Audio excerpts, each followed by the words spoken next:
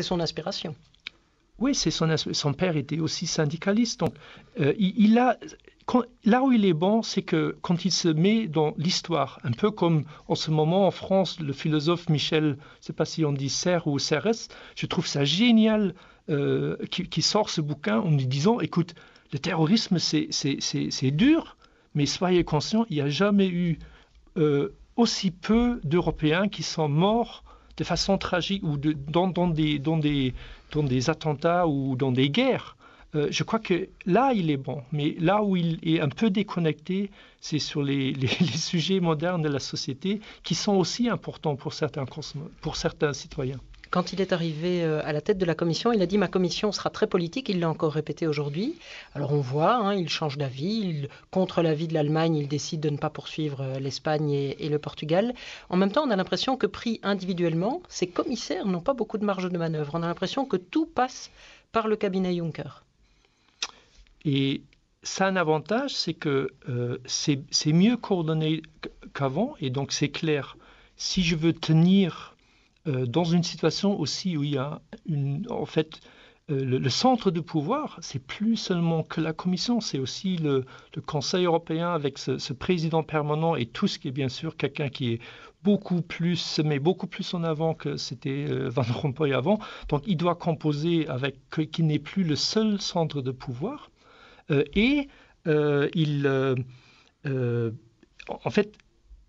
Cette centralisation ou cette coordination, elle est bonne, mais c'est un peu comme si en Belgique, vous imaginez, on donne moins de pouvoir aux ministères et aux administrations et plus de pouvoir au cabinet du Premier ministre.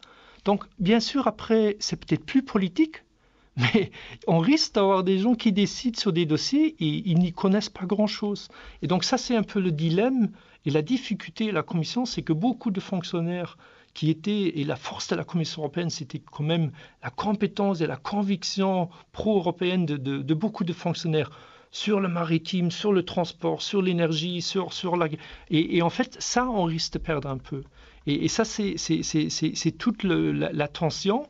Et moi, je ne sais pas encore si c'est vraiment un succès trop de centralisation sans garder un bon degré de compétence. Ça peut aussi être une perte. Et ne sous-estimez pas la perte du centre de pouvoir par rapport au Conseil européen. Imaginez un moment, vous avez un gouvernement fédéral, Michel, en Belgique, et puis vous avez en fait un gouvernement bis qui sont en fait les trois régions ou les trois présidents de régions qui ont une administration et un Bart Wever qui est encore plus présent que donc moi je crois que si on a fait une énorme erreur en donnant aussi de poids à cette présidence permanente du Conseil, parce que ça renforce le côté intergouvernemental face à en fait quelque chose qui est plus coordination fédérale. Et ça, Juncker, heureusement qu'il est là, parce que Barroso, il était tellement nul dans ces dernières années il se ferait complètement manger par Tusk. Juncker, je crois qu'il pèse encore parce qu'il a cette énorme expérience professionnelle ou politique européenne. Merci Claude Turmes d'avoir participé à cette émission, mais toujours dans l'actualité, on peut se demander ce que serait une émission sans un sujet sur le Brexit. Depuis le mois de juin, nous ne vivons que de cela. Vendredi à Bratislava, ils étaient 27 dirigeants européens en sommet, 27 et pas 28, puisque la première ministre britannique n'était pas conviée à ce premier sommet de l'après-référendum. Alors, comme promis, les 27 ont annoncé qu'ils entendaient bien renforcer l'Union via des projets concrets. Ils ont aussi, quelle surprise, rappelé qu'il n'y aurait aucune discussion avec Londres tant que les Britanniques n'officialisaient pas leur volonté de divorcer. Charles Michel. Nous agissons puisqu'on augmente considérablement les moyens pour contrôler les frontières extérieures. On fait attention aussi aux points faibles. Il y a en Bulgarie un point de fragilité potentiel pour les frontières extérieures de l'Union européenne. Nous mobilisons des moyens très importants pour soutenir les Bulgares et pour contrôler ces frontières extérieures. Et puis surtout cette question de la relance économique au travers des investissements progresse parce qu'on va nécessairement aller vers le doublement des capacités pour le fonds Juncker, vers la prolongation du fonds Juncker. De plus en plus, il y a la compréhension que les États doivent aussi avoir des capacités, ne pas être bloqués par les traités budgétaires pour investir, à condition que l'investissement ne soit pas un prétexte pour stopper l'assainissement budgétaire et à condition que les investissements soient bien des investissements stratégiques qui améliorent la création d'emplois. Voilà, et évidemment, on va reparler Brexit la semaine prochaine, puisque figurez-vous que la semaine prochaine, il y aura pile 3 mois qu'une majorité d'électeurs britanniques ont dit non à l'Union. Alors nous ferons le point sur ce qui s'est passé en 3 mois à Londres et bien entendu dans le reste de l'Union. Nous y reviendrons donc dimanche prochain. Dans la presse européenne, Simon Bourgeois, beaucoup d'union, puisque beaucoup d'actualités européennes.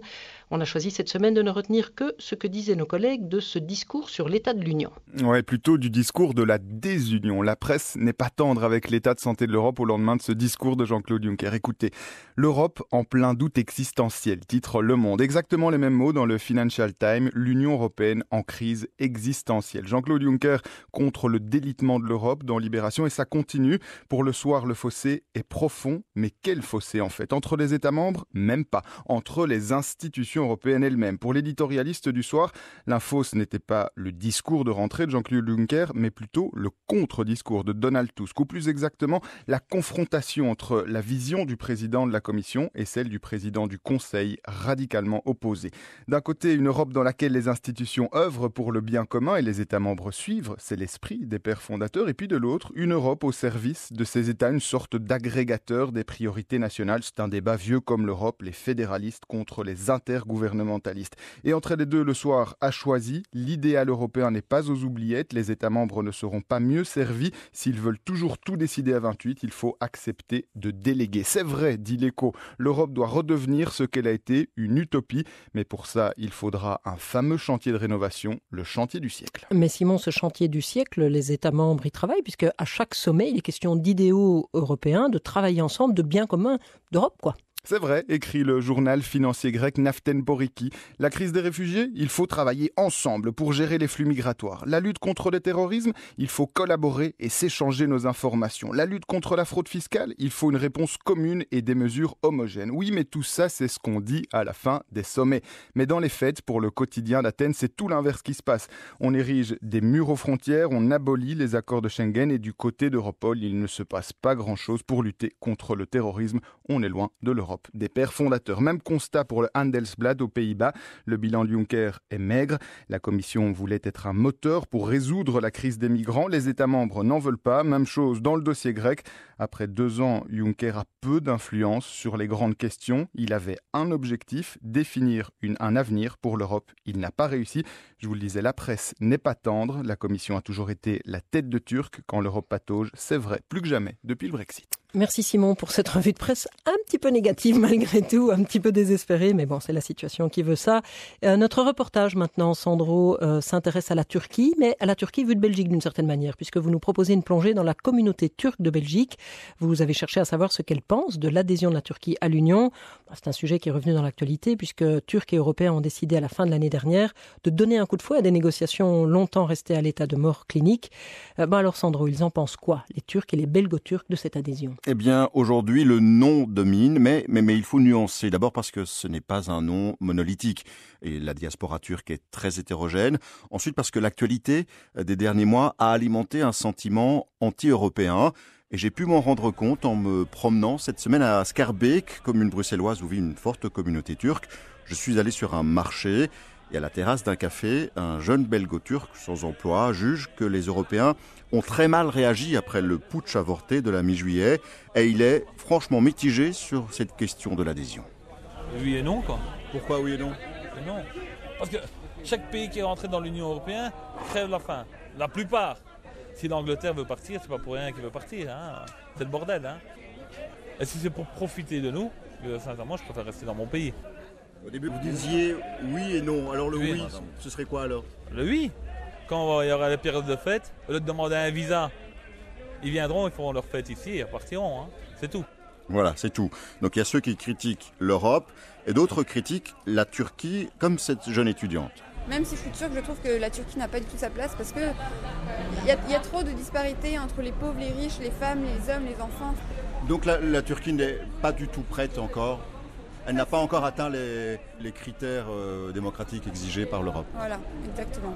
Et il faut pointer encore une autre source de mécontentement, plus structurelle, celle-là, liée à la durée interminable de ces négociations d'adhésion, entamées officiellement il y a 12 ans maintenant, mais ça fait 50 ans qu'on en parle. Alors au-delà de savoir qui la veut, qui ne la veut pas, est-ce que quelqu'un y croit encore à cette adhésion ? Eh bien oui, les défenseurs de l'adhésion, je les ai trouvés